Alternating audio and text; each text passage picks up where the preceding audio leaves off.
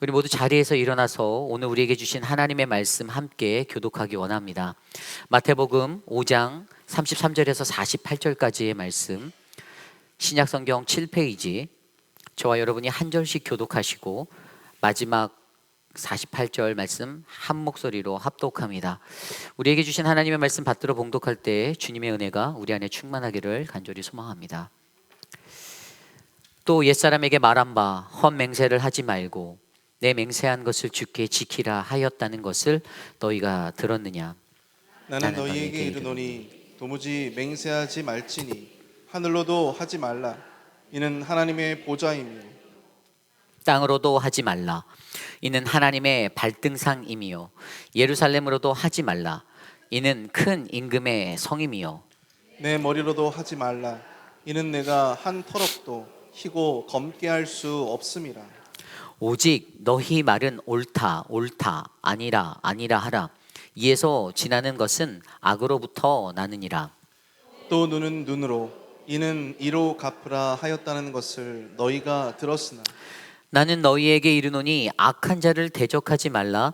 누구든지 내 오른편 뺨을 치거든 왼편도 돌로 대며 또 너를 고발하여 속옷을 가지고자 하는 자에게는 겉옷까지도 가지게 하며 또 누구든지 너로 억지로 오리를 가게 하거든 그 사람과 심리를 동행하고 내게 구하는 자에게 주며 내게 꾸고자 하는 자에게 거절하지 말라. 또 내 이웃을 사랑하고 내 원수를 미워라 하였다는 것을 너희가 들었으나 나는 너희에게 이르노니 너희 원수를 사랑하며 너희를 박해하는 자를 위하여 기도하라. 이같이 한즉 하늘에 계신 너희 아버지의 아들이 되리니 이는 하나님이 그 해를 악인과 선인에게 비추시며 비를 의로운 자에게 불의한 자에게 내려 주심이라. 너희가 너희를 사랑하는 자를 사랑하면 무슨 상이 있으리요? 세리도 이같이 아니하느냐? 또 너희가 너희 형제에게만 무난하면 남보다 더하는 것이 무엇이냐? 이방인들도 이같이 아니하느냐? 그러므로 하늘에 계신 너희 아버지의 온전하심과 같이 너희도 온전하라. 아멘. 거룩하신 하나님의 말씀입니다. 모두 자리에 앉으시겠습니다. 복음의 고수라는 말씀의 제목으로 함께 말씀 나누겠습니다. 복음의 고수. 우리는 일반적으로 바둑이나 장기를 둘 때에 아주 범접할 수 없는 매우 수준 높은 실력자들을 만날 때가 있습니다. 또 우리가 사는 일상에서도 우리가 거하는 집단이나 그룹 안에서도 누군가가 가진 매우 뛰어난 기술이나 능력이 있는 그 실력자들을 만날 때가 있죠. 예를 들어 저 같은 사람이라고 하면 웃으셨네요. 제가 잠깐 교만했었습니다. 네. 우리가 만나는 그러한 사람들을 세상에서는 뭐라고 부를까요? 그런 사람들을 세상에서는 뭐라고 부릅니까? 네, 고수의 실력자, 유단자, 그 다음에 고수라고 이렇게 부릅니다. 고수, 한자로서 높을 고자와 손수자를 써서 쉽게 말해 그들은 일반적인 사람들이 가지고 있는 것보다 더 높은 능력이 있는 자들, 어나더 레벨의 사람들이라고 생각하시면 됩니다. 단지 그들에게 초능력이 있어서 그런 존재라기보다는 어느 분야에 있어서 매우 뛰어난 그 두각을 나타내어 주는 그러한 모습, 상대적으로 매우 우월한 존재로서의 존재감이 있는 자들로 이해하시는 게 편하죠. 물론 저와 여러분 우리도 이 세상에 살아가면서 우리들 주변에는 늘 많은 고수들이 있음을 잘 알고 있습니다. 그리고 때론 저와 여러분 우리 또한 인생의 어떤 분야에서는 우리 스스로도 최고의 고수가 되고자 갈망하며 살아가기도 합니다. 남이 근접할 수 없는 그러한 최고의 자리에서 최고의 실력으로 살아가는 것, 그것은 오늘 이 시대를 살아가는 많은 이들이 바라는 그러한 모습일지 모릅니다. 저 또한 목회자로 살면서 최고라는 그러한 자리에 서고 싶은 욕심이 당연할지도 모릅니다. 세상에 있는 수많은 목회자 중에서 베스트 오브 베스트로 살고 싶은 것, 저 또한 목회적 고수가 되고 싶은 그 마음이 제 안에 존재합니다. 제 안에 담긴 인간적인 욕심과 야망들이 한데 어우러져서 나라는 존재를 은연중에 그러한 존재로 만드는 것, 그것이 분명히 제 안에도 있습니다. 그러나 오늘 본문은요, 인생에서 우리가 분명히 알아야 하는 것이 한 가지 있는데, 그것은 특별히 예수 그리스도를 믿고 따르는 그리스도인들에게 그러한 세상의 고수보다도 더 값진, 가장 귀한 우리가 가진 그 복음, 그것을 나눌 때 복음의 고수가 되어야 한다고 말하고 있습니다. 다시 말해, 이 땅에 하나님의 복음으로 살아가는 수많은 그리스도인들에게도 각 사람들이 지닌 그러한 복음의 능력에는 차이가 나는데, 그 중에서 가장 뛰어난 복음에 사무친 자를 저는 복음의 고수라고 생각합니다. 복음의 유단자. 그래서 오늘 우리는 우리가 묵상한 마태복음 5장 33절에서 48절의 말씀을 통하여 그러한 복음의 고수, 신앙의 고수에 관하여 함께 나누어 보려고 합니다. 먼저 복음의 고수에 대하여 결론부터 말씀을 드리면, 복음의 고수는 옛 계명에 머물지 않고 새 계명으로 살아가는 사람들입니다. 옛 계명에 머물지 않고 새 계명으로 살아가는 자, 이것이 핵심입니다. 이것이 무엇입니까? 마태복음 5장을 보면요, 예수님이 가르쳐 주신 그 산상수훈의 팔복의 이야기가 시작되죠. 그리고 그 뒤에 바로 우리가 어제 토요일 새벽에 묵상한 그 말씀을 통해서 그 이야기가 나오는데, 옛 계명과 새 계명을 통해 비춰주신 것들 기억나십니까? 그리고 오늘 말씀에서도 계속 이어주시는 게 구약 시대의 모세를 통하여 주셨던 하나님의 옛 계명과, 그리고 오늘 말씀에서 예수 그리스도를 통하여 주시는 새 계명에 관한 비교가 나온다라는 것입니다. 이것을 먼저 간단히 설명드리면, 어제 말씀에서 예수님께서는 살인과 간음, 이혼에 관하여서 옛 계명은 살인하지 말아라, 간음하지 말아라, 아내를 버리려거든 이혼 증서를 써주라는 그들의 외적 행위에 집중하였지만, 오늘 말씀의 예수 그리스도는 분명히 그가 주시는 새 계명은 그들이 가진 외적 행위보다는 그들 안에 있는 내면을 다스리고 성찰해야 하는 것을 말씀하여 주고 계십니다. 살인은 살인의 동기가 되는 분냄과 폭언까지도 금지해야 한다라고 말씀하셨습니다. 외적인 살인을 일으킨 그것의 주범은 내면에 있는 것, 그들이 갖고 있는 분냄과 그러한 노한 마음 때문에, 그래서 그것들을 금하여 주셨습니다. 간음한 행위는 이전에 마음에서 시작되는 자신의 눈과 마음으로 범죄하게 되는 것, 그 죄악된 것들을 다스리라고 말씀하셨습니다. 아내를 버리는 것에 관한 그 외형적인 모습은요, 아내를 향한 사랑과 존경의 마음과 태도를 가져야 하는데, 그것들을 가지지 못하고 관습적으로 행하여졌던 그들의 모습들을 되돌아보라라고, 내면의 성찰을 해보라고 말씀하여 주십니다. 그리고 여기서 이것의 핵심은 오직 하나님 계명에 관하여 인간이 문제적으로 이해할 때에 따르게 되는 그러한 문제들, 우리는 오직 율법의 외적 완성의 행위에만 집중하게 되고, 그렇게 해서 옛 계명으로만 살게 되는 것, 결국 저와 여러분 우리 모두는 이것을 극복하기 위해서 어떻게 해요? 예수 그리스도를 통하여 마음과 마음이 연결되어 생각해야 하는 우리 개인 스스로의 내적 성찰에 이르러 이 문제들을 극복해야 한다라는 새 계명의 삶을 말씀해 주시고 있는 것입니다. 거기에 이어서 바로 오늘의 말씀에서 우리는 맹세와 앙심과 그리고 원수에 관한 이야기를 통하여 오늘 이 시대를 살아가는 예수 그리스도를 믿는 최고의 신앙인들, 새 계명들을 따라 살아가는 그들의 복음의 정수, 우리가 어떻게 복음의 고수가 되는지를 말씀으로 함께 살펴보기를 원합니다. 오늘 이곳에 모인 저와 여러분 우리 모두에게 오늘 주시는 은혜의 말씀 안에서 옛 계명이 아닌 새 계명으로 살아내는 복음의 고수가 되는 비결들을 함께 깨닫는 거룩하고 복된 시간 되기를 간절히 축복합니다. 오늘 첫 번째로, 복음의 고수는 하나님을 향한 순전하고 일관된 진실함으로 살아가는 자들입니다. 하나님을 향한 순전하고 일관된 진실함으로 살아가는 자들입니다. 여러분, 맹세란 무엇입니까? 맹세. 헬라어로 옴니오, 맹세하다. 이것은 영어로 swear, 말이죠. 그런데 여기에는 거룩한 대상들을 굳게 잡는다라는 뜻이 같이 담겨져 있어요. 거룩한 대상을 굳게 잡는다. 그러므로 맹세란 내가 믿는 것을 굳게 잡는 확신에 관한 행동을 설명하는 것입니다. 고대의 많은 사람들은요, 자신들의 공적 생활에서 많은 것들에 대하여 다양한 영역에서 맹세라는 것들을 하였습니다. 자신들이 제의적인 것을 행할 때, 또 정치나 법적인 부분에서도 이 맹세를 사용하여서 자기가 가지고 있는 그러한 신념이나 확신을 나타내기도 하였습니다. 또 자기가 갖고 있는 개인적인 신념에 대해서도 이 맹세를 드러냈던 것이 그들의 삶에 있었어요. 예를 들어서 우리가 잘 알고 있는 주전 5세기경에 헬라인 의사 히포크라테스, 그가 선언하였던, 그가 선포한 히포크라테스 선서를 기억하십니까? 의사들의 윤리 강령이라 불리는 그 선서, 그것을 통하여서 그들은 어떻게 인류와의 생명을 위해서 헌신하고 희생할 것인지, 어떻게 장인 전신을 담아서 의사로서의 삶을 살아갈 것인지를 그렇게 맹세하게 되었던 것이지요.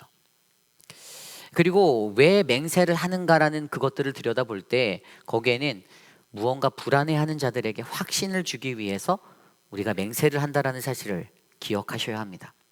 우리가 이것을 고민하다 보면 그 이유는 간단하죠. 불안한 자에게 확신을 주기 위해서 맹세를 합니다. 동일하게 성경에 나오는 하나님도 우리 인간의 불안함을 아시고 그것들을 지우기 위해서 약속의 맹세를 더하여 주셨습니다. 창세기 9장에 보면 노아의 홍수 후에 하나님이 구원받은 노아의 가족과 남겨진 생명들에게 주시는 하나님의 약속 맹세가 있습니다. 창세기 9장 9절에서 11절, 내가 내 언약을 너희와 너희 후손과 너희와 함께한 모든 생물 곧 너희와 함께한 새와 가축과 땅의 모든 생물에게 세우리니 방주에서 나온 모든 것 곧 땅의 모든 짐승에게니라. 내가 너희와 언약을 세우리니 다시는 모든 생물을 홍수로 멸하지 아니할 것이라. 땅을 멸할 홍수가 다시 있지 아니하리라. 아멘. 인간들이요, 그들 스스로 느꼈던 두려움이 있었습니다. 홍수를 겪고 난 후에 그들 안에 채워졌던 그 두려움의 자리가 있었어요. 그래서 그들은 생각했습니다. 홍수가 또 나면 어쩔지? 그러한 걱정을 하게 되었어요. 그런 두려움 앞에 하나님이 약속해 주시는 것은요, 어떻게 해요? 무지개를 통하여서 다시는 너희에게 이와 같은 심판을 내리지 않겠다라는 그 평안과 안심을 갖게 하여 주셨습니다. 그들이 믿게 하기 위하여서 이렇게 하나님이 맹세를 하여 주신 것이죠. 히브리서 6장 16절 17절 말씀에 이렇게 나와 있습니다. 사람들은 자기보다 더 큰 자를 가리켜 맹세하나니 맹세는 그들이 다투는 모든 일의 최후를 확정하느니라. 하나님은 약속을 기업으로 받은 자에게 그 뜻이 변하지 아니함을 충분히 나타내시려고 그 일을 맹세로 보증하셨나니. 아멘. 하나님의 맹세. 사람들은 자기보다 더 큰 분의 이름으로 맹세합니다. 그리고 그 맹세는 말한 모든 것들을 확정하고 그들이 가졌던 모든 논쟁에 종지부를 찍게 만들죠. 이와 같이 하나님께서도 그의 약속을 받은 그 모든 사람들에게 내가 계획한 너희에게 준 모든 약속은 절대로 변하지 않는다라는 그 확신을 보여주려고 맹세로 그것을 보증해 주셨다라는 사실입니다. 이것이 바로 하나님의 맹세입니다. 그러나 그 하나님의 맹세를 본따서 우리 인간들이 실수하는 것이 무엇이죠? 우리 인간들은 이것을 어뷰즈해요. 남용해요. 오용합니다. 함부로 사용합니다. 오늘 말씀 33절과 그 뒤에 나오는 말씀에 이 맹세에 관한 이야기가 나오는데 이러한 구절이 있습니다. 33절. 또 옛사람에게 말한 바 헛맹세를 하지 말고 내 맹세한 것을 주께 지키라 하였다는 것을 너희가 들었으나. 이 33절 말씀에 보면 옛 계명의 헛맹세, 즉 거짓 맹세를 하지 말라라고 나와 있었다라고 설명합니다. 그리고 주님께 맹세한 것은 반드시 다 지켜야 한다라고 말하고 있습니다. 그들은 그 말씀을 들었습니다. 그 율법을 알았어요. 그런데 그들에게 왜 이러한 말들을 합니까? 왜죠? 그때 수많은 사람들이 너무나도 쉽게 거짓 맹세하였거든요. 하나님께 약속한 것 지키지 않았거든요. 지킬 수 없으면서 어떻게 해요? 지킬 수 없으면 맹세하지 말았어야죠. 약속하지 말았어야죠.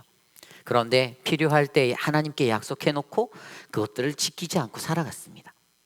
그러한 것에 대하여 예수님은 새 계명으로 그들에게 말씀하여 주셨죠. 34절에서 36절 말씀입니다. 나는 너희에게 이르노니 도무지 맹세하지 말지니 하늘로도 하지 말라. 이는 하나님의 보좌임이요 땅으로도 하지 말라.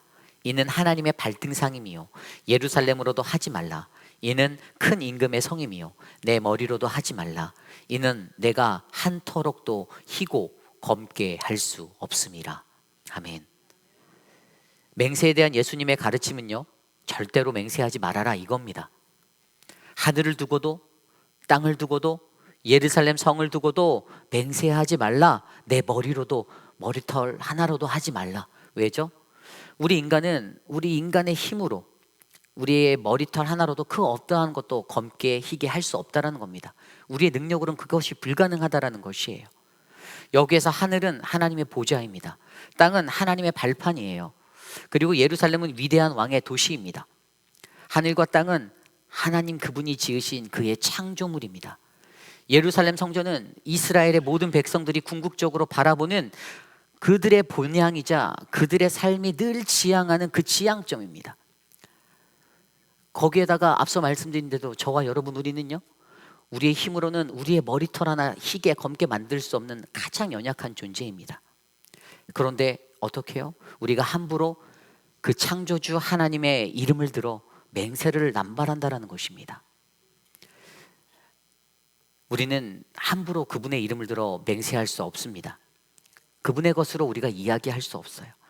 그러나 많은 유대인의 삶들은 그렇지 않았습니다. 그들의 삶 속에는 습관적인 위선의 맹세가 흘러갔습니다. 그러한 그들은 습관적으로 맹세하고 이것이 신앙이다라고 자부하며 살아가기까지 했습니다. 뭐가 잘못되었습니까? 그들에게는 순전하고 일관된 진실함의 모습이 전혀 없었다라는 것입니다. 그래서 예수님의 가르침이 37절에 나옵니다. 오직 너희 말은 옳다 옳다 아니라 아니라 하라. 이에서 지나는 것은 악으로부터 나느니라. 아멘. 오직 저와 여러분 우리가 할 수 있는 게 뭐라고요? 그냥 예, 아니요만 말하랍니다. 그 이상의 말은 다 악에서 나오는 거라고 말씀하십니다. 이것을 통해 우리에게 순전함이 없는, 진실이 없는 그 모습이 있다라면 우리는 복음의 고수가 되지 못하는 이유가 될 것입니다. C.S. 루이스가 쓴 순전한 기독교라는 책이 있어요. 근데 그는 이 책을 통해서 세상에 있는 수많은 기독교를 대적하고 비방하는 자들에게 기독교란 무엇인지, 얼마나 기독교가 퓨리파이하고 순전한 곳인지를 변증하기 위해서 이 책을 썼습니다. 그 책을 들여다보면 그 책 내용 중에 그 루이스가 인간이 가지고 있는 기초적인 그 법칙을 얘기해 주는데 그것을 인간 본성의 법칙이라고 설명해요. 이것은 뭐냐 하면요, 인간은 누구나 자연법이나 도덕률 같은 것들을 가지고 있는데 그 자연법과 도덕률은 무엇이 옳은 것인지 무엇이 그른 것인지를 판단해내는 그것이라 이야기합니다. 그 본성이 모든 사람에게 다 있다라고 말합니다. 그냥 쉽게 말하면 이거예요. 술 먹고 운전하면 안 된다. 이것에 동의 안 하시는 분은 없으시잖아요. 그죠? 네. 누구나 다 아는 도덕적인 도덕률, 진리입니다. 이것을 인간 본성의 법칙이다라고 그는 이야기하였어요. 그런데 여기에서 인간이 아이러니한 문제를 일으키는데 그것은 모든 사람이 이 도덕률을 잘 알고 이 인간 본성의 법칙을 가지고 살아가면서도 어떻게 해요? 그들의 행동은 이 삶에서 옳다고 하는 기준대로 살아내지 못하고 있다라는 아이러니를 낳는다라는 것을 그는 발견하게 되었습니다. 그리고 그것에 대해서 고민하다 보니까 그의 눈에 들어온 한 가지 생각이 있는데 우리가 살아가는 이 세상, 우주에는 인간을 뛰어넘는 우주를 지휘하는 무언가가 배후에 깔려 있다라는 것을 그가 느끼게 되었어요. 어떤 힘이 거기에 있다. 그래서 그가 결론에 이르기 위해서 한 가지를 더 생각합니다. 무엇을 고민하였냐면 그렇게 존재하는 그 배우, 거기에는 그 배우는 모든 것을 다 옳고 항상 선으로 행하는, 거짓과 위선으로 살아가는 그런 모든 자들도 품을 수 있는 용서하는 능력이 있는 매우 인격적인 존재구나라는 것을 루이스가 깨닫게 되었습니다. 그게 누구일까요? 일부에서는 대답하셨는데 하나님. 그의 눈에는 그 하나님이 보였습니다. 그 너머에 계신 존재로서 하나님을 생각하게 되었습니다. 그러면서 그가 이렇게 책에 말합니다. 여러분은 먼저 도덕률이라는 사실이 실제로 존재하며 그 법칙의 배후에는 어떤 힘이 있고 여러분이 그 힘을 어김으로써 그 힘과 잘못된 관계를 맺었음을 반드시 깨달아야 합니다. 이 모든 것을 깨닫기 전에는 기독교는 여러분에게 아무 말도 할 수가 없습니다. 이해가십니까? 가장 기초적인 것들을 깨달아야 한다는 거예요. 세상에 있는 모든 것들은요, 하나님이 창조주 되신다, 이것을 이야기하는 거예요. 그것을 이해하지 못하고 인간이 자꾸만 남용하고 인간의 마음대로 살아가는 게 아이러니한 문제가 되어 버릴 수밖에 없다는 사실을 말해주고 있습니다. 여러분, 저와 여러분이 믿고 바라는 이 기독교라는 공동체는요, 순전한 신앙의 공동체일 줄 믿으셔야 합니다. 이 순전한 기독교를 바라보셔야 합니다. 이 순전한 기독교를 바라보는 루이스의 핵심이 바로 하나님은 창조주이시다. 모든 것의 출발은 바로 여기부터라는 것입니다. 모든 이들이 이 기초를 믿지 못하기 때문에, 신뢰하지 못하기 때문에 자꾸만 좌충우돌하며 살아가는 거예요. 프랑스의 샤를 드 푸코라는 신부가 있습니다. 근데 어려서부터 부모를 일찍 여의고 그는 젊은 시절 방황의 삶들을 살다가 회심하게 돼서 수도자의 길로 들어서게 되었어요. 그래서 신부가 된 거죠. 그리고 그가 회심한 순간에 결단한 게 있는데 세상에서 가장 낮은 곳으로라는 그 기도를 드렸어요. 그래서 세상에서 가장 낮은 곳으로 가야겠다. 그가 어디로 갔을까요? 사하라 사막에 있는 그곳의 원주민들을 향하여 그가 나아갔습니다. 그가 그곳에서 선교의 삶을 살다가 그렇게 순교자가 되어 일생을 마감하게 되었어요. 그는 인생의 마지막까지 사막에서의 삶을 통해 모든 것을 포기하고 그냥 오직 단순하게 하나님만을 깨닫는 그 행복을 누리고자 집중하며 살았습니다. 많은 이들이 그를요 뭐라고 불렀냐면 사막의 은수자, 사하라의 사도라고 불렀어요. 그의 인생 좌우명도 그냥 딴 거 없었습니다. 예수 사랑 요 하나만 안고 자신의 일생을 살았던 사람이었습니다. 이러한 인생을 살았던 그가 쓴 책에 사하라의 불꽃이라는 책이 있어요. 근데 그 책에 이렇게 그가 말합니다. 하나님을 믿는 이들에게 가장 어려운 것이 하나님을 믿는 것이다. 아멘. 동의하십니까? 하나님을 믿는 자들에게 가장 어려운 게 하나님을 믿는 거라는 거예요. 그렇습니다. 그것이 가장 어렵고 힘든 것입니다. 하나님을 믿는 이들에게 가장 힘든 것이 바로 우리가 믿는 그 하나님을 믿는 겁니다. 히브리서 11장 3절 말씀에 믿음으로 모든 세계가 하나님의 말씀으로 지어진 줄을 우리가 아나니 보이는 것은 나타난 것으로 말미암아 된 것이 아니니라. 아멘. 여러분 이 말씀이 믿어지십니까? 이 말씀이 안 믿어지시면 믿음이 없는 거예요. 왜죠? 이 말씀은요 우리가 가지고 있는 믿음의 거대한 파도 같은 그 바다를 한 문장으로 요약한 말씀이 바로 이 말씀이에요. 모든 세계가 하나님의 말씀으로 지어진 줄을 우리가 아나니. 이게 믿음의 시작입니다. 하나님이 창조주 되신다. 오늘 살아가고 있는 저와 여러분 우리들에게도요 늘 진정한 맹세를 위한 그 방향성은 정말로 중요합니다. 우리가 얼마나 진정성을 가지고 그 방향성을 잘 잡고 나가는가. 만약 우리가 여전히 헛된 맹세를 하고 거짓 맹세를 말하고 있다면 내 안에 바로 모든 세계가 하나님의 말씀으로 지어진 줄을 우리가 아나니에 이 기초가 잘 뿌리 내려져 있는지를 점검해 보셔야 합니다. 오늘 우리는 순전하고 일관된 진실함으로 살아가고 계십니까? 오늘 이곳에 모인 저와 여러분 우리 모두가 순전하고 일관된 진실함으로 살아가는 복음의 고수가 되시기를 간절히 축복합니다. 이것이 오늘 말씀의 첫 번째, 복음의 고수는 하나님을 향한 순전하고 일관된 진실함으로 살아가는 자입니다. 오늘 두 번째로 복음의 고수는 우리의 악함을 하나님께 맡기는 자입니다. 복음의 고수는 우리의 악함을 하나님께 맡기는 자입니다. 이 말씀은 38절 이후에 나와 있는 앙심에 관한 이야기입니다. 38절에 이렇게 나와 있습니다. 또 눈은 눈으로 이는 이로 갚으라 하였다는 것을 너희가 들었으나 39절입니다. 나는 너희에게 이르노니 악한 자를 대적하지 말라. 누구든지 내 오른편 뺨을 치거든 왼편도 돌려대며. 아멘. 여러분, 앙심이라는 것이 무엇이죠? 앙심. 그것은 악한 마음입니다. 어떤 것에 대하여 그대로가 아니라 그 이상으로 되갚아주고 돌려주려고 하는 그 마음, 앙금이 있는 마음이 앙심이에요.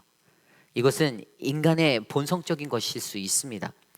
남에게 해를 입은 것이 있고 상처받은 것이 있다면 차곡차곡 잘 가다두었다가 돌려주려고 하는 아주 못된 마음입니다.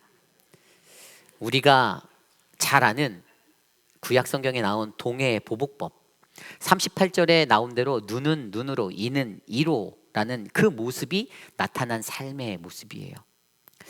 구약에서 여러분, 동해 보복법이 이렇게 복수를 허용하기 위해서 주어진 법이었습니까? 아니었어요. 그렇지 않았어요. 구약 성경에서 이 동해 보복법 자체도요, 그들의 목적은 누군가에게 범해진 상해에 관해서 공정한 처벌과 정당한 보상에 관한 치리를 하기 위해서 제정하여 주신 하나님의 법이었습니다. 그런데 이러한 옛 계명을 문자적으로만 이해하고 오직 복수와 보복으로 정당화해서 사용하려던 그 사람들이, 유대인들이 실수하게 된 것, 그들의 행동에 오늘 예수님께서 주신 계명이 바로 새 계명 39절 이후의 말씀에 나온 오른쪽 뺨을 치거든 왼뺨도 빨리 돌려대라. 빨리 돌려대라. 천천히 말고 빨리 돌려대라. 네. 속옷을 가지고자 하면 빨리 겉옷도 벗어줘라. 구하고자 하는 자에게는 절대 거절하지 말고 다 주라라고 말씀하시는 거. 이런 것들은요, 무조건 당하고만 살아라가 아니라 복수는 또 다른 복수를 만들 뿐이니 그러한 악순환만 일어날 뿐이니까 그것에 대하여 인간적인 감정으로 대립하지 말고 싸우지 말고 우리가 가진 넓은 아량을 넓혀서 악을 악으로 갚지 말고 살아라, 이거입니다. 그것을 가르쳐 주세요. 이런 말이 있습니다. 똥이 무서워서 피하니 더러워서 피하지. 인간이란 존재가 원래 도끼가 있잖아요. 그래서 무언가 지기 싫어하고 당하기도 싫다라는 그 마음이 이렇게 느끼면 인간들은 그것들을 잊어버리면 되는데 잘 잊지 못해요. 밤잠 설쳐가며 쌓아둡니다. 그리고 기다리고 있어요. 언젠가 그날이 오면 반드시 되갚아 주리라. 그러다가 예수님이 먼저 오시죠. 그래야 직성이 풀리는 거예요. 그런데 이 모든 것들에 대하여서 우리가 할 수 있는 것이 무엇일까요? 칼날을 갈고 기다립니까? 아니에요. 하나님의 손을 의지하셔야 합니다. 내가 하는 것이 아닌 하나님 그분이 하시도록 그분의 은혜를 구해야만 합니다. 사무엘상을 보면 다윗에게 질투를 느낀 사울의 이야기가 나오죠. 다윗을 죽이려 하는 장면들이 18장부터 27장까지 계속해서 반복적으로 나옵니다. 특히 사무엘상 24장에서 사울에게 쫓긴 다윗이 도망하여 십강야로 나갔는데 그때 자기를 추격하여 온 그 십강야에서 잠을 자고 있는 잠든 사울을 죽일 기회를 얻게 되죠. 그때 자신이 죽일 수 있는 그 사람을 처리할 수 있는 천금 같은 기회를 얻었음에도 불구하고 그가 뭐라고 말합니까? 자기 사람들에게 이렇게 말합니다. 내가 손을 들어 여호와의 기름 부음을 받은 내 주를 치는 것은 여호와께서 금하시는 것이라. 그래서 그의 겉옷자락만 살짝 베었습니다. 그 후에도 26장에 가면 엔딕의 동굴로 피신하였을 때 다시 한번 그를 죽일 수 있는 절호의 찬스가 찾아왔는데 자신을 따르는 군대 장관이 자기에게 찾아와서 뭐라고요? 아비새가 자기가 한 번에 단창으로 그를 죽이려 할 테니까 기회를 달라. 하지만 그를 뜯어 말리며 여호와의 기름 부음 받은 자를 칠 수 없으니 그를 살려주라라고 말합니다. 왜였습니까? 그는 자기 자신이 핍박당하고 고통당한 모든 앙심을 하늘에 묻었습니다. 다윗이 힘들지 않았을까요? 아니요. 고통스러웠을 거예요. 그는 매우 힘들었을 것입니다. 도망다니며 얼마나 피곤했겠습니까? 얼마나 지친 날들을 그가 보냈을까요? 사울을 향한 분노가 마음속에 가득가득 채워졌을 수도 있습니다. 때론 잠을 자다가 그것들이 막 경기처럼 올라왔을 수도 있어요. 그러나 그는 그 모든 것을 하나님의 손에 맡겼습니다. 왜입니까? 자신의 손으로 그 복수를 한 듯 그것이 아무런 의미가 없다라는 것을 그는 너무나도 잘 알았기 때문입니다. 그래서 다윗의 선택은 바로 하나님의 손이었습니다. 출애굽기에 나타난 하나님, 그분은요 이스라엘을 출애굽하여서 홍해를 건너가게 하신 구원자셨습니다. 사방이 꽉 막혀버린 진퇴양난의 상황 속에서도 그는 하나님을 의지하여 앞으로 나아갔습니다. 모세가 하나님을 의지하여 믿음으로 지팡이를 들어 뻗은 그 모세의 손, 모세의 팔, 그것으로 말미암아 홍해가 갈라지는 기적적인 역사가 일어나게 되었습니다. 아무도 상상할 수 없는 일이었습니다. 이사야 선지자는 그 장면을 통틀어 이렇게 한 구절로 묘사하고 있습니다. 이사야서 63장 12절. 그 영광의 팔을 모세의 오른손과 함께 하시며 그 이름을 영영케 하려 하사 그들 앞에서 물로 갈라지게 하시고. 아멘. 하나님 그분의 그 영광의 팔이 모세의 오른손과 함께 하여 주셨습니다. 홍해를 갈랐습니다. 기적이 일어났습니다. 구원을 얻었습니다. 능치 못함이 없는 그 일은 우리가 연약하여 아무것도 할 수 없음을 깨달을 때 그냥 온전히 하나님 그분을 믿음으로 그분께 의지하여 손을 뻗을 때 일어나는 하나님의 역사하심을 기억하시길 바랍니다. 내가 하려고 하면요 앙금만 쌓이게 되고 내 수명만 단축되게 되어져 있습니다. 신명기 32장 39절 말씀에 이제는 나 곧 내가 그인 줄을 알라. 나 외에는 신이 없도다. 나는 죽이기도 하며 살리기도 하며 상하게도 하며 낫게도 하나니 내 손에서 능히 빼앗을 자가 없도다. 아멘. 하나님은 그러한 하나님이십니다. 그러므로 우리는 이것을 기억해야 합니다. 주님, 나는 연약합니다. 주님, 나는 아무것도 할 수 없습니다. 주님, 나는 악합니다. 천성적으로 너무나도 악합니다. 그래서 자꾸만 악을 악으로 갚으려고만 할 때가 있습니다. 그러나 주님, 우리가 가는 이 길에서 주님이 나의 연약함을 아시오니 주님, 나를 돌보아 주옵소서. 우리의 모든 삶을 그분께 내어 맡기는 그 거룩한 하나님의 백성이 바로 이곳에 계신 저와 여러분, 우리 모두가 되시기를 간절히 축원합니다. 이것이 오늘 말씀의 두 번째, 복음의 고수는 우리의 악함을 하나님께 맡기는 자입니다. 입니다. 오늘 마지막으로 복음의 고수는 하나님의 온전하심으로 내 안에 막힌 담을 허무는 자입니다. 복음의 고수는 하나님의 온전하심으로 내 안에 막힌 담을 허무는 자입니다. 오늘 말씀 43절 이후부터 마지막 48절까지 말씀에 나와 있는 원수 사랑에 관한 이야기가 바로 이것입니다. 이 말씀은 내 이웃을 사랑하고 내 원수를 미워하라라는 하나님의 옛 계명에 대하여 예수님은 너희 원수를 사랑하며 너희를 박해하는 자를 위하여 기도하라라는 새 계명으로 말씀하여 주고 계십니다. 여러분, 원수를 사랑하는 것이 정말로 어려우신 일이죠? 네, 어렵습니다. 그 신사임당이 자기의 삶에서 가장 큰 원수가 한 사람이 있었대요. 그게 누구였을까요?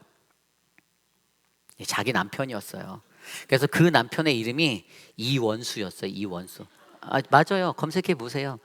신사임당 남편 이름이 이원수였습니다. 예. 왜일까요? 정말로 우리는 일상에서 누군가 원수를 사랑하는 것이 정말 어렵습니다. 거기에는 늘 그 상대방 원수를 향한 그 마음, 미움이 가득한 분노가 가득 차 있기 때문 아닐까요? 분명히 옛 계명에서는 내 이웃을 사랑하고 내 원수를 미워하라 하셨는데 사실 실제로 성경을 잘 들여다보면 원수를 미워하라는 말씀은 구약의 율법으로 직접적으로 언급되지 않고 있습니다. 그렇다면 이게 틀린 게 아닐까요? 라고 말할 수 있지만 그렇지 않아요. 다만 그 당시 유대인 공동체 그들의 삶을 들여다보면 우리는 이것을 검증할 수 있어요.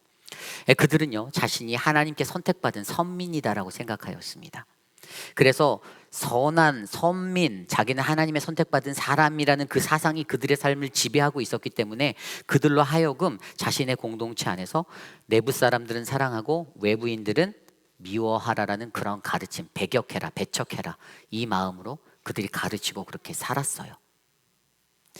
이로 인하여 유대인들 그들 스스로가 가진 이 선민의식으로 말미암아 그 공동체에는요 사랑이라는 것이 오직 자신의 민족에게만 해당되는 제한적인 사랑이 되고 말았습니다. 다른 민족에게는 불가능한 늘 싸늘한 벽과 같은 담이 되고야 말았습니다. 쉽게 말해서 그들의 삶에 이웃에 관한 범위는 늘 유대인들 자신들로만 제한되게 되었던 것이죠. 여러분, 내 안에 미움이 가득 차면요 어떤 일이 일어날까요? 내 안에 미움이 가득 차면 하나님이 보이지 않으십니다. 하나님이 안 보여요. 여러분 이것을 믿습니까? 그래서 예수님의 부탁은요, 내 안에 미움을 비우고 그들을 사랑하라. 그래서 오늘 예수님은 그들에게 새로운 계명으로 너희 원수를 사랑하며 너희 박해하는 자를 위하여 기도하라라고, 그것이 하나님의 자녀된 자들의 도리라고 새 계명이라고 말씀하여 주시는 겁니다. 이전까지는요, 그들의 삶 속에서는 눈에는 눈, 이에는 이와 같은 그러한 원리로만 자기의 마음대로 율법을 해석하여서 잘못한 만큼 그 이상으로 갚아주는 보응의 원칙으로 살았던 유대인들의 삶이 일반적이었어요. 그런데 오늘 예수 그리스도는 죄인들을 십자가로 대속하기 위하여서 이 땅에 오신 이후에 바로 율법의 시대가 가고 용서와 은혜가 시작되는 새로운 시대가 시작되었음을 바로 자기 자신의 십자가를 통해서 선포하여 주셨습니다. 그러나 문제는 여전히 사람들은 자신을 사랑하는 사람만을 사랑하고 미워하는 사람에게는 늘 싸늘하게 대하는 것이 바로 우리들의 문제 아니겠습니까? 우리들의 현실을 되돌아보십시오. 수많은 불신자들과 믿는 이들이 괴리감을 느끼는 것이 바로 그러한 이유 때문 아닙니까? 교회 가봤더니 당이 지어져 있고 패가 나뉘어져 있고 자기가 좋아하는 사람만 좋아하고 자기가 싫어하는 사람들은 나보다 더 싫어하더라. 그래서 이런 어려움들이 괴리감으로 찾아오게 되는 것입니다. 그런 삶을 믿지 아니하는 자들도 예수님께서는 뭐라고 말씀하십니까? 오늘 말씀에서 그런 너희들이 하는 삶은 믿지 않는 사람들도 다 그만큼 또는 그 이상은 하며 세상에서 살 수 있다라고 말하고 있습니다. 오늘 예수님이요, 이 말씀을 전한 자들은요, 예수님의 12 제자들에게 말씀하시는 가르침이었습니다. 예수님의 12 제자, 매우 특별한 선택으로 부르심을 받은 사람들이죠. 그런데 오늘 예수님의 말씀을 통해서 우리가 알 수 있는 것은 그들의 삶이 완전하고 완벽했기 때문에 이 말씀을 해주는 것이 아니었어요. 그들이 여전히 불완전하고 연약했기에 예수님은 이것들을 가르쳐 주시는 것입니다. 물론 사람들이 예수님의 제자라면 무언가 다를 텐데 기대도 할 수 있었을 것입니다. 그런데 그들은 여전히 세일이나 이방인이나 다를 것 없는 모습으로 세상에서 허우적거리며 살고 있었던 것입니다. 예수님께서는 이것을 꿰뚫어 보시고 마음으로 안타까워하셨던 것이죠. 그리고 예수님은 원수를 사랑하는 것, 내 안에 그 미움을 덜어내는 것, 그 비결에 대해서도 가르쳐 주시는데 그것이 바로 오늘 말씀의 마지막 절, 거기에서 온전함이다라고 설명하고 계십니다. 48절 말씀입니다. 그러므로 하늘에 계신 너희 아버지의 온전하심과 같이 너희도 온전하라. 아멘. 여러분, 온전함이 무엇입니까? 온전함은 헬라어로 텔레이오스, 온전함, 흠없는, 완전함의 뜻의 이 단어. 그런데 이 단어에는요, 끝이라는, 마지막 끝이라는 그 중성명사로서의 텔로스에서 유래된 그 의미가 담겨져 있어요. 끝자락. 그러므로 이 말씀이, 이 단어가 설명하는 것은요, 우리 모든 그리스도인들의 끝은 완전하게 되는 것, 바로 성숙입니다. 그리고 그것이 바로 마태복음에서는 도덕적으로 완전하다의 의미로 말하는 것 같이 보여도 실제적으로는 좀 전에 제가 설명드린 대로 완전하신 하나님, 그분의 뜻에 맞게 살아가고자 하는 것이 바로 온전함이다라는 것입니다. 이 세상의 모든 것들을 들여다보면 온전한 것이 무엇이 있겠습니까? 오직 하나님 외에는 세상의 그 어디에도 온전하구나라고 불릴 수 있는 것이 하나도 없습니다. 창세 후 인간에게 죄가 들어온 이후 불완전한 그 인간에게 덮어진 불완전함은 말 그대로 인간에게 실존 자체가 되어버렸습니다. 그래서 우리 하나님은 그 완전함을 닮은 예수 그리스도를 우리에게 보내주셔서 어떻게 해요? 불완전한 세상에서 불완전한 존재로 하루하루 살아가는 우리들을 구원하고자 하셨습니다. 그리고 오늘도 우리는 여전히 그 완전하신 예수 그리스도를 다시 기다리며 오늘 하루를 살아가고 있는 것 아니겠습니까? 브랜 브라운이 썼던 그의 책 불완전함의 선물이라는 The Gift of Imperfection이라는 책이 있습니다. 불완전한 시대에 가장 필요한 것으로서는 그가 진정성에 관해서 이야기해요. 그 진정성은 우리가 되고 싶어하는 모습들을 내려놓고 우리 자신의 모습을 있는 그대로 받아들이려 매일의 삶에 노력하고 그것들을 담아내는 용기다라고 설명합니다. 다시 말해 우리 인간은 우리의 불완전함에 눈을 뜨고 그 사실을 인정한 채 그것과 더불어 살아가려는 용기를 가지고 살아야 하는 인생이 되어야 한다. 하나님의 뜻에 맞추어 발걸음을 옮겨야 한다라는 삶을 강조해 주고 있습니다. 물론 이것이 저와 여러분 우리 모두가 죽을 때까지 싸워야 할 고민이고 과제이겠지만, 이것은 오늘 이곳에 모인 저와 여러분, 연약한 불완전한 저와 여러분 우리 모두가 하나님께서 우리를 얼마나 사랑하시는지를 알고 하나님이 우리를 향하여서 바라보시는 그분의 소망이 되어 저희의 삶을 지켜주시리라 믿습니다.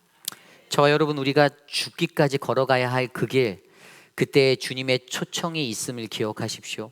그것이 바로 온전함입니다.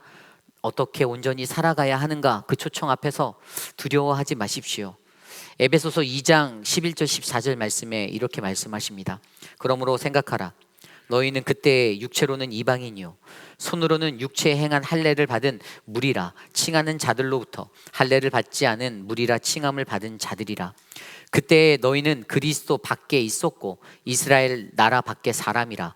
약속인 언약들에 대하여는 외인이요 세상에서 소망이 없고 하나님도 없던 자이더니 이제는 전에 멀리 있던 너희가 그리스도 예수 안에서 그리스도의 피로 가까워졌느니라. 그는 우리의 화평이신지라. 둘로 하나를 만드사 원수된 것 곧 중간에 막힌 담을 자기 육체로 허시고. 아멘. 에베소 교회를 가르고 있었던 장벽이 있었습니다. 유대인 그리스도인과 헬라인 그리스도인, 이방인 그리스도인, 그들 안에는 담이 있었어요. 그러나 바울을 통하여 주신 말씀을 통하여 그리스도 이전에는 그리스도 밖에 있었고 이스라엘 밖에 있었던, 소망도 없었고 하나님도 없었던 그 이방인들, 바로 그들이 예수 그리스도를 통하여서 그의 보혈로 인하여서 하나님과 가까워졌다라고 선포하여 주셨습니다. 그러면서 그들에게 부탁하시는 말씀이 예수 그리스도는 우리의 피스메이커가 되신다, 화평이다, 평화다. 그러므로 오늘 이 시대를 살아가는 저와 여러분, 우리 모두에게도 우리의 평화 되신 예수 그리스도, 그분이 저와 여러분들 안에 있음을 확신하시기를 바랍니다. 우리가 잘나서 화해하고 우리가 잘나서 용서하는 게 아닙니다. 우리 안에 계신 예수 그리스도가 계시기 때문에 그분으로 말미암아 우리는 온몸을 던져 어떻게 해요? 막힌 담을 헐어낼 수가 있는 것을 기억하시기를 부탁드립니다. 결국 우리의 평화 되신 예수 그리스도를 통하여 하나님 그분이 비춰주시는 온전한 사랑의 빛을 받고 저와 여러분 우리 또한 세상에서 그 빛을 바라며 살게 되는 그 온전함에 서게 될 수가 있는 것입니다. 그리고 그것으로 말미암아 어떻게 해요? 날마다 그분의 뜻에 따라 행동하고 동행하고 나의 의지가 아닌 오직 그분의 능력에 힘입어 원수도 사랑하고 얼싸안고 그렇게 살아갈 수 있는 것입니다. 결국 원수를 사랑하라는 이 말씀이 우리 안에 새 계명으로 세워지기 위해 우리는 하나님의 온전함을 닮아 내 안에 새겨진 미움, 다툼, 시기, 질투를 버리고 우리 안에 이웃을 위한, 내 사랑하는 형제 자매를 향한 막힌 담을 모두 헐어내시는 저와 여러분 되시기를 간절히 축복합니다. 우리 이 시간 옆 사람에게 이렇게 고백해 볼까요? 당신과 나의 막힌 담을 내가 헐겠습니다. 당신과 나의 막힌 담을 제가 아니고요, 내가 헐겠습니다. 저는 오늘 이곳에 모인 저와 여러분 우리 모두가, 우리 공동체가 그 막힌 담을 헐어내고 예수 그리스도를 통하여 주시는 온전함으로 서는 아름다운 공동체가 되기를 축복합니다. 이것이 오늘 말씀의 마지막, 복음의 고수는 하나님의 온전하심으로 내 안에 막힌 담을 허무는 자입니다 입니다. 아멘. 여러분, 우리 그리스도인에게 가장 중요한 것이 무엇입니까? 저는 그것이 바로 복음이라 생각합니다. 복음, 가스펠. 복음 대신 예수 그리스도가 저와 여러분 우리 안에 계십니다. 그리고 그 복음을 안고 살아가는 자들의 삶이 어떻게 살아가야 할까요? 사도 바울은 고린도전서 9장 23절에 이렇게 고백합니다. 내가 복음을 위하여 모든 것을 행함은 복음에 참여하고자 함이라. 아멘. 그 복음에 참여하는 저와 여러분 되시기를 소망합니다. 오늘도 하나님이 주신 이 복음의 사명이 오늘 이곳에 저와 여러분, 우리 사랑하는 회의빛 한인 장로교회 안에 하나님의 비전과 소명이 되어 충만할 줄 저는 믿습니다. 오늘 우리는요, 말씀을 통하여 복음의 고수를 살펴보았습니다. 복음의 고수. 여러분들은 복음의 고수이십니까? 아멘. 네, 여러분들은 복음의 고수이십니다. 하수가 아니고 고수세요. 고수. 유단자세요. 유단자. 네. 저는 저와 여러분이 세상에서 능한 고수보다는요, 하나님의 복음에 능한 복음의 고수가 되시기를 간절히 소망합니다. 복음의 고수는요, 하나님을 향한 순전하고 일관된 진실함으로 살아가는 사람들입니다. 복음의 고수는요, 나의 악함을, 우리의 악함을 하나님께 맡길 수 있는 사람입니다. 그리고 복음의 고수는요, 하나님의 온전하심으로 내 안에 막힌 담을 허물어내는 자입니다. 그것을 통해서 무엇을 얻습니까? 맨 처음에 서두에 말씀드린 대로 복음의 결론, 복음의 고수는 옛 계명에 머물지 말고 날마다 새 계명, 예수 그리스도를 통한 그 새 계명으로 살아가는 그 삶이 저는 오늘 이곳에 모인 저와 여러분의 삶에 넘치기를 간절히 소망합니다. 오늘